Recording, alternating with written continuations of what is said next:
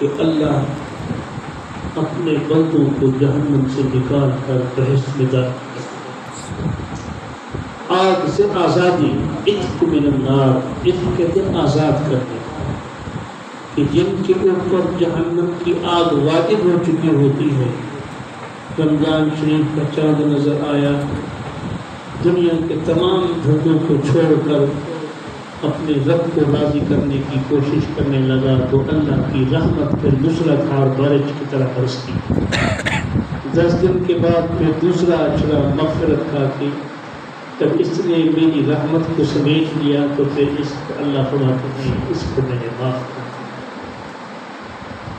دیا۔ بہرحال رمضان شریف کا مہینہ پچھلی زندگی کی طرح آیا اور آم چپکنے کے اندر یہ چلا جائے گا۔ چند دنوں کا مہمان ہے ہمارے پاس،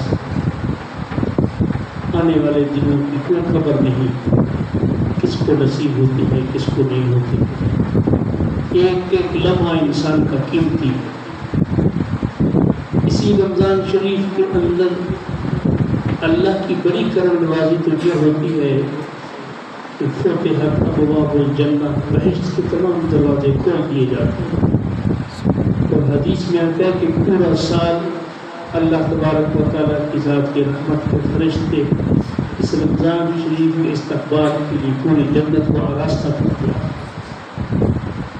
کہ رمضان شریف جب آئے گا تو تمام دروازے کھلے ہوئے ہیں، جس دروازے سے دل کرے چلا جائے بہشت کے اندر، اور ابواب و جہنم، اللہ کی ذات کی اتنی بڑی کرم نوازی کہ جہنم کے دروازے بند کر دیے جاتے ہیں کہ اس مہینے میں اگر کسی سے کوئی غلطی ہو جائے تو ایسا نہ ہو کہ اللہ کی ذات کا غضب نازل ہو اور وہ جہنم میں اس کو ڈال دیا جائے۔ اللہ فرماتے ہیں کہ جہنم کے دروازوں کو بند کر دیتا ہوں، اور فرمایا وَصُفِّدَتِ الشَّيَاطِينُ، شیاطین کو بند کر کے جکڑ کے ایک طرف ڈال دیا جاتا ہے کہ میرے بندوں کو گمراہ نہ کر سکا۔ بہرحال الحمدللہ یہ رمضان شریف کے یہ 15-16 دن بہت ہی پیارے دن گزرے ہیں، محسوس تک نہیں ہوتا ہے کہ ہم نے روزہ رکھا ہے یا نہیں، اتنا موسم بڑا پیارا سہانا، چھوٹے بچوں کو بھی دل کرتا ہے کہ ہم بھی روزہ رکھیں۔ روزہ ہے آپ کو جھٹکا تو لگتا ہے، محسوس ہوتا ہے، موسم تو بہت پیارا ہے۔ اگر ہم آج سے 1400 سال قبل نبی کریم صلی اللہ علیہ وآلہ وسلم کی زندگی کا مطالعہ کریں تو آدمی حیران رہ جاتا ہے۔ عرب کی سرزمین اور ریتلے علاقے، پہاڑی پہاڑ، اور رمضان شریف کا مہینہ، کہ تمام صحابہ کرام کا روزہ رکھنا، ایک کھجور پہ ایک پانی کے گلاس پہ جو افطار کرنا، اور جہاد کے اندر مشرکین کے ساتھ مقابلہ کرنا، یہ ان قدسی صفات لوگوں کا کام تھا کہ جن کی تربیت خود براہ راست اللہ کے محبوب پیغمبر نے کی تھی۔ عام کسی اللہ والے کی صحبت میں بیٹھتے ہیں تو اس کے اثرات کتنے ہوتے ہیں، آدمی کافی گناہوں سے بچ جاتا ہے۔ تو جن کی تربیت اللہ کے محبوب پیغمبر نے خود اپنے ہاتھوں سے کی ہو تو ان کے تو کیا ہی کہنے ہیں، اتنے قدسی صفات جن کو اللہ کے محبوب پیغمبر کے ہر حکم پہ لبیک کہنے کی عادت تھی۔ یہی رمضان شریف کا مہینہ تھا،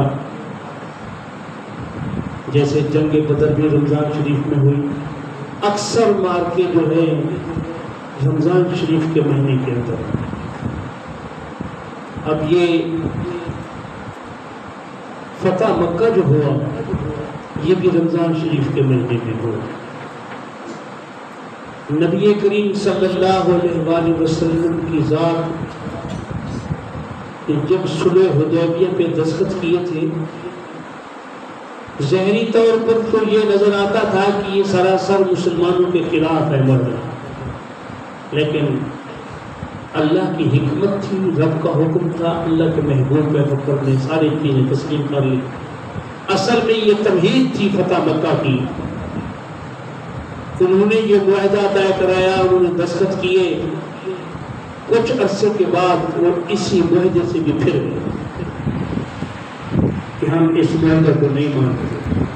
حالات ہی کچھ اس طرح کے ہو گئے تھے، انہوں نے لکھوایا تھا کہ اگر مکہ سے کوئی آدمی مسلمان ہو کر مدینہ آ جائے تو اس کو واپس کرنا پڑے گا، اگر خدا نہ خواستہ مدینے سے کوئی علیہ باللہ پھر کر مکے میں آئے تو اس کو واپس نہیں کرے گا۔ ذہنی طور پر چونکہ بڑا عجیب بات تھی، لیکن اللہ کے محبوب پیغمبر نے فرمایا ان کے گلے پڑ گئی یہ بات۔ یہ وقت نہیں ہے بتانے کا، میں اور طرف جانا چاہتا ہوں۔ بہرحال اللہ کے محبوب پیغمبر نے ایک قاصد بھیجا ان لوگوں کے پاس بھی، دیکھو یہ معاہدہ تم نے خود کیا تھا، یہ معاہدہ توڑنا جو ہے یہ اچھی بات نہیں ہے، لہذا اپنے معاہدے پہ قائم رہو۔ تو ان لوگوں کا غرور جو تھا وہ کہیں کا کہیں پہنچا ہوا تھا، انہوں نے جو ہے بڑے غرور تکبر سے جواب دیا کہ ہم اس معاہدے کے پرکار بند نہیں ہیں، ہم جو چاہیں کر سکتے ہیں، ہم سے پوچھنے والا کوئی نہیں۔ جب یہ بات اللہ کے محبوب پیغمبر کے ہوش گزار ہوئی، اچھا تو یہ بات ہے، انہوں نے اپنے صحابہ کرام کو اکٹھا کیا کہ دیکھو اب جو ہے فیصلہ کن معرکہ آ چکا ہے، اب پیچھے ہٹیں گے نہیں کسی صورت کے اندر، تیاری کرو اور جہاد کے لیے مکہ کو فتح کرو، ان قریشوں کے غرور کو خاتمہ دلانا۔ ادھر ان لوگوں کو یہ خبر لگی کہ ہم نے جو یہ غلط بات کی ہے یہ تو ہمارے خلاف ہوگی، ہم پہلے بھی جو ہے نا کافی مارے کھا چکے ہیں، اب اگر یہ لڑائی کے لیے تیار ہو گئے جنگ کرنے کے لیے تو ہمارے پاس اتنی وسائل نہیں کہ ہم ان کا مقابلہ کر سکے، کسی طریقے سے جو ہے نا اس بات کو جو ہے ٹھنڈا کیا جائے اور معاہدے کی تجدید کی جائے۔ تو ان لوگوں نے معاہدے کے لیے حضرت ابو سفیان رضی اللہ تعالیٰ عنہ کی ذات کو مقرر کیا، یہ اس وقت مسلمان نہیں ہوئے تھے۔ ان کو کہا کہ آپ جائیں مدینہ اور اللہ کے محبوب پیغمبر سے یہ معاہدہ دوبارہ تجدید کرا کے آئیں، ہم لڑائی کرنے کے لیے تیار نہیں۔ ابو سفیان مکہ سے مدینہ آیا، اب نبی کریم صلی اللہ علیہ وآلہ وسلم کی زوجہ مطہرہ ام حبیبہ رضی اللہ تعالی عنہا یہ ابو سفیان کی بیٹی، اللہ کی قدرت، بیٹی امہات المومنین میں شامل، اللہ کے محبوب پیغمبر کی زوجہ مطہرہ، اور ابو سفیان ان کا باپ ہے لیکن اس وقت تک اسلام قبول نہیں کیا۔ کافی عرصہ ہو چکا تھا، اس نے کہا چلو اس بہانے میں اپنی بیٹی سے بھی مل لوں گا اور معاہدہ بھی ہو جائے گا۔ تو وہاں جب مدینہ پہنچا تو سب سے پہلے جو ہے اس نے کہا کہ میں سب سے پہلے اپنی بیٹی کے گھر جاتا ہوں، اتنا عرصہ ہو گیا بیٹی کا چہرہ نہیں دیکھا، بیٹی سے ملاقات ہوگی پھر اس کے بعد جو کام ہوگا وہ کروں گا۔ اب دروازے پہ پہنچا، دروازہ کھٹکھٹایا، ام حبیبہ جاتی ہیں، دروازہ کھولنے سے پوچھا کہ من دکل باب کون؟ تو کہنے کہ میں تیرا ابا ابو سفیان۔ دروازہ کھول کے فوراً واپس پلٹی، اللہ کے محبوب پیغمبر کا پاک بستر بچھا ہوا تھا چارپائی پہ، فوراً آئی، بستر کو لپیٹ کے ایک طرف جا کر رکھ دیا۔ ابو سفیان اپنی آنکھوں سے دیکھ رہا ہے اپنی بیٹی کے کام کو، یہ کیا؟ اپنی شرمساری مٹانے کے لیے کہنے لگا بیٹا کیا یہ بستر میری شان کے لائق نہیں تھا کہ اس کو لپیٹ کے ایک طرف رکھ دیا؟ جس شخصیت پہ اللہ کے محبوب پیغمبر کا ہاتھ لگ جائے تو جان تو دے سکتا ہے لیکن نبی کی بات کے خلاف نہیں کر سکتا۔ کہنے لگی ابا یہ بستر جو ہے یہ میرے محبوب پیغمبر کا پاک بستر ہے، اس پاک بستر پہ پاک آدمی بیٹھ سکتا ہے، ابا تو مجھے کا تو کافر ہے، میرے محبوب پیغمبر کے بستر پہ بیٹھنے کے قابل نہیں ہے۔ تو حیران ہو گیا کہ میری بیٹی ہو کر مجھے ایسا جواب دے رہی ہے، غصے سے اٹھے تو کہنے لگے کہ اب پتہ لگا کہ تیرے دل میں بھی جو ہے ہمارے خلاف ایک آگ بڑھ رہی ہے. تو کہنے لگی ابا اب بھی وقت ہے کہ میرے محبوب کا کلمہ پڑھ لے, دنیا بھی سمجھ جائے گی, آخرت بھی سمجھ جائے گی. لیکن غصے سے اٹھے, ابو بکر صدیق کے گھر گئے, ان سے جا کر یہ باتیں کی کہ میں اس گھر سے آیا ہوں. حضرت ابو بکر صدیق نے فرمایا کہ میں اس معاملے میں کوئی بات نہیں کر سکتا ہوں, آپ واپس چلے. عمر فاروق کے پاس آئے, انہوں نے کہا تو مجھ سے بات کرتا ہے, اگر میرے بس میں ہو تو میں تمہیں ایک ہی بار سے میں تیرا سر قلم کر دوں, تو کس گھر سے آیا ہے, واپس چلا جا. تھک کے علی مرتضیٰ کے پاس گئے کہ آپ جو ہے سفارش کریں, معاہدہ جو ہے دوبارہ کرانے کے لیے آئے ہیں. تو آپ نے فرمایا بات سن ابو سفیان, تیری بات یہاں کوئی نہیں سنے گا, جا مدینے میں مسجد میں جا کر کھڑے ہو کر اعلان کر دے کہ میں دوبارہ تسلیم کرنے کے گھر سے آیا ہوں, تجھے کوئی دے کر نہیں جائے. یہ جب چلا گیا جا کر ان کو بتایا کہ معاملہ تو بہت ہی الٹ ہو چکا ہے, اب تو وہ کسی صورت کے اندر بھی جو ہے وہ رکنے والے نہیں ہیں. تو اللہ کے محبوب پیغمبر نے اعلان کیا صحابہ کو اکٹھا ہونے. 10,000 صحابہ کرام کی جماعت اکٹھی ہوئی آپ کے سامنے آئی, اور انہوں نے اللہ کے محبوب پیغمبر کے سامنے دو زانو ہو کر بیٹھے, مانا کہ یا رسول اللہ جو حکم ہو ہم ماننے کو تیار ہیں. اب وہ تو چلا گیا, اب ام حبیبہ نبی کریم صلی اللہ علیہ وآلہ وسلم کی زوجہ مطہرہ ہیں, ابو سفیان کی بیٹی ہیں, اور حضرت امیر معاویہ کی سکی ہمشیرہ ہیں. لیکن نبوت کا رشتہ جو تھا وہ سب پہ حاوی ہو گیا. مقصد یہ ہے کہ جس چیز کو میرے محبوب پیغمبر کا ہاتھ لگا وہ ایسا رنگا کیا کہ صدیاں گزر گئی, ان کا رنگ نہیں اترا. ابو بکر آیا, صدیق بنا, آج تک وہ صدیق ہے, آج تک اللہ کے محبوب پیغمبر کے پیروں میں سویا ہوا. عمر آیا تو فاروق بنا, عثمان آیا تو ذو الرنگ بنا, علی مرتضیٰ آئے تو حیدر قرار بنے, بلال آیا تو مکے کا مؤذن بنا, ام حبیبہ آئی تو زوج رسول بن کر آج تک زوج رسول ہے. اما عائشہ صدیقہ آئی تو صدیقہ بن گئی. جس پہ بھی رنگ اللہ کے نبی کا چڑھا, ایسا رنگ چڑھایا کہ دنیا ادھر کی ادھر ہو جائے, لیکن جو رنگ میرے محبوب پیغمبر نے لگایا وہ قیامت تو آ سکتی ہے لیکن وہ رنگ اتر نہیں سکتا. اسی لیے تو اللہ نے قرآن میں فرمایا کہ محمد رسول اللہ والذین معه اشداء علی الکفار, فرمایا میرے محبوب پیغمبر کی جماعت جو ہے ایسی پاک جماعت بنائی کہ کافروں کے لیے اتنے سخت ہیں, چاہے رشتہ دار بھی کیوں سامنے آ گیا, لیکن اللہ کے محبوب پیغمبر کی محبت کی خاطر جان کا نذرانہ پیش کر دیں گے, پیچھے نہیں ہٹیں گے.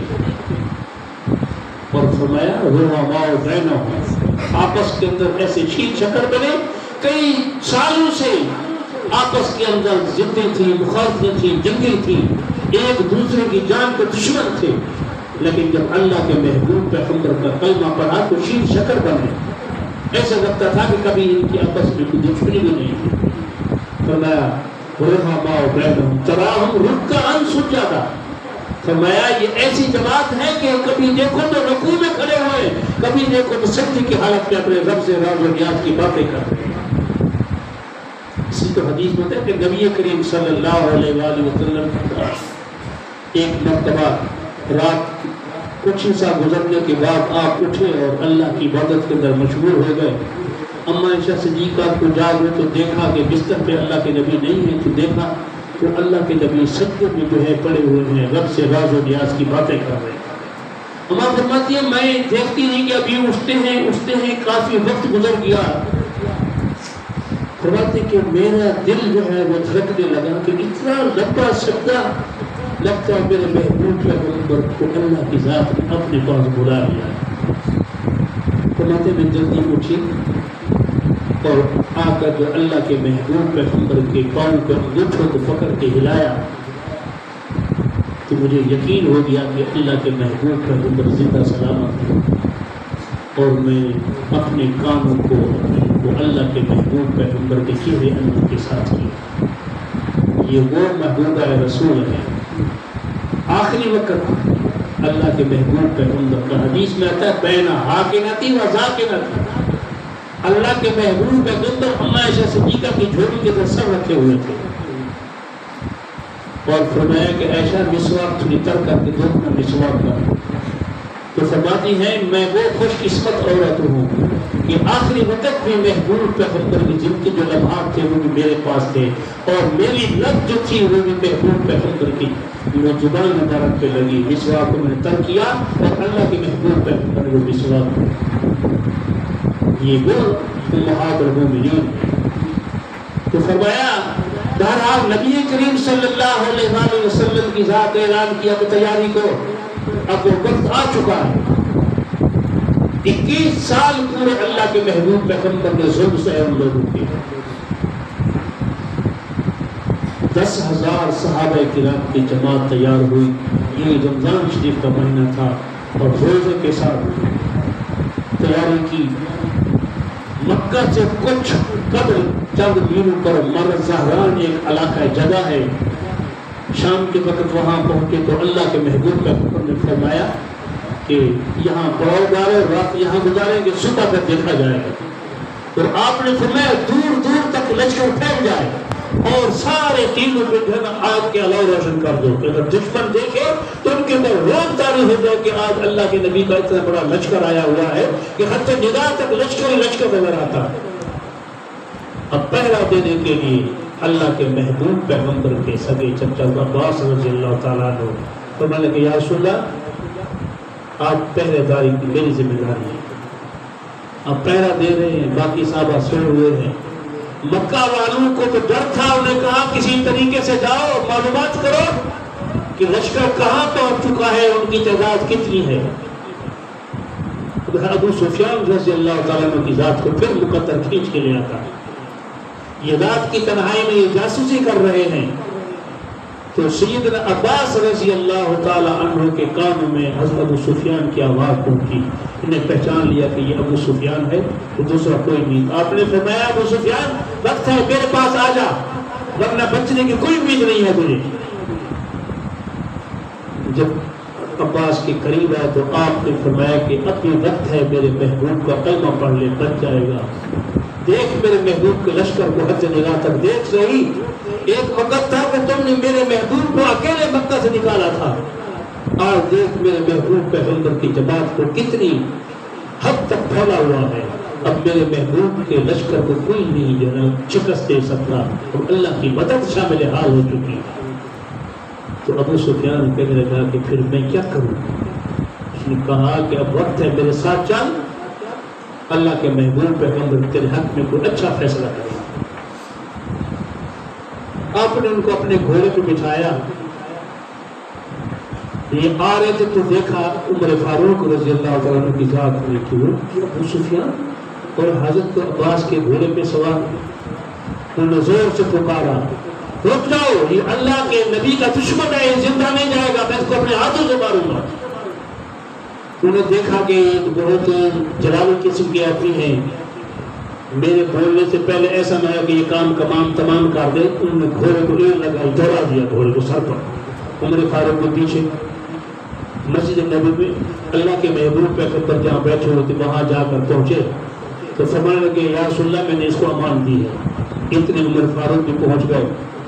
کہنے لگے یہ اللہ کے نبی کا دشمن ہے, اس کو میرے حوالے کرو. اللہ کے محبوب پیغمبر خاموش تھے کہ میرے چچا نے اس کو اپنے امان دی ہے, اب اس کو کوئی کچھ نہیں کہہ سکتے. تو اللہ کے نبی کے سامنے بیٹھا ابو سفیان. فرمانے لگے ابو سفیان کہ اب بھی تمہیں یقین نہیں آیا کہ میں اللہ کا نبی ہوں, میں اللہ کی توحید کا پرچم بلند کرنے کی غرض سے آیا ہوں. تو کہنے لگا دل نے سب چیز تسلیم کر لی ہے کہ یقین ہو گیا ہے کہ اللہ کی توحید کے مقابلے میں کوئی انسان کچھ نہیں کر سکتا. فرمایا محمد رسول اللہ، میں بھی اللہ کا نبی ہوں، رسول ہوں. اس بات پہ بھی اعتماد ہے، کہنا پہلے تو نہیں تھا لیکن اب 100% اعتماد ہو چکا ہے. زور سے کہا لا الہ الا اللہ محمد رسول اللہ. اللہ کی قدرت دیکھو، آیا جاسوسی کرنے کی غرض سے، لیکن اللہ نے ایمان کی طرف نصیب کر دی. اور اللہ کے محبوب پیغمبر نے فرمایا اس کو جو ہے نا پورے لشکر کی سیر کرو، دکھاؤ اس کو کہ میرے نبی کا لشکر کتنا بڑا. اب اللہ کی قدرت فتح مکہ ایسے انداز سے ہوئی کہ اللہ نے بڑی عظیم فتح نصیب کی. اللہ کے محبوب پیغمبر جب بیت اللہ کے اندر گئے، آپ گھوڑے پہ سوار تھے، اب قسم مبارک جو ہے تو نیچے کیا ہوا تھا اور زبان سے پڑھے سبحان ربی الاعلیٰ. اللہ تو کتنی پاک ذات ہے، کتنی بلند ذات ہے. ایک وقت تھا کہ ان لوگوں نے مجھے مکہ سے نکال دیا، آج اللہ تو نے کتنی کرم نوازی کی کہ آج فاتحہ انداز سے میں داخل ہو رہا ہوں. تو آپ گئے بیت اللہ کے اندر 360 بت رکھے ہوئے تھے. آپ نے آپ کا آسا مبارک جو تھا ایسے کہتے جال حق و زحق الباطل ان الباطل کان زہوقا. بت جو تھا وہ خود بخود ہی دو کے بل زمین پہ گر گیا. میں نے کل ایک واقعہ پڑھا، میں حیران رہ گیا. نبی کریم صلی اللہ علیہ وآلہ وسلم کا نواسا بی بی زینب کا بیٹا ہے، یہ آپ کی بڑی بیٹی ہے. ان کے بیٹے کا نام بھی علی تھا. توجہ کرنا، یہ چھوٹے تھے اس وقت. تو بیت اللہ میں ہمارے ہاں تو یہ بات مشہور ہے کہ حضرت علی المرتضیٰ شیر خدا نے جو ہے نا بت کو گرایا. لیکن میں کل ایک حدیث پڑھ کے حیران رہ گیا کہ یہ وہ نواسے ہیں اللہ کے محبوب پیغمبر کے بڑی بیٹی کا بڑا بیٹا ہے. چھوٹے تھے، آپ نے ان کو کاندھے پہ بٹھایا اور فرمایا بیٹا اشارہ کرتا جاؤ اور ان بتوں کو زمین پہ گرا تھا. جب بت گر گئے سارے تو لوگوں نے بنا رکھے تھے کہ یہ فلاں کام کرتا ہے، یہ فلاں کام کرتا ہے، یہ وہ کرتا ہے، یہ کرتا ہے. تو حضرت نبی کریم صلی اللہ علیہ وآلہ وسلم کی ذات بلال کو آواز دی، بلال جی لبیک یا رسول اللہ. فرمایا بیت اللہ کی چھت پہ چڑھ کر آذان دے. آج مکے کی وادیوں میں اللہ کا اور اللہ کے نبی کا نام گونجے، پتہ لگے لوگوں کو کہ آج اللہ کی ذات نے مکہ کو فتح کرا دیا. تو حضرت بلال رضی اللہ تعالیٰ عنہ کی ذات بیت اللہ کی چھت پہ کھڑے ہو کر پہلی آزاد دی. تو نبی کریم صلی اللہ علیہ وآلہ وسلم کی ذات کے سامنے سب حاضر ہوئے. تو ہر ایک کو ڈر تھا کہ آج ہم سے ایک ایک ظلم کا بدلہ لیا جائے گا.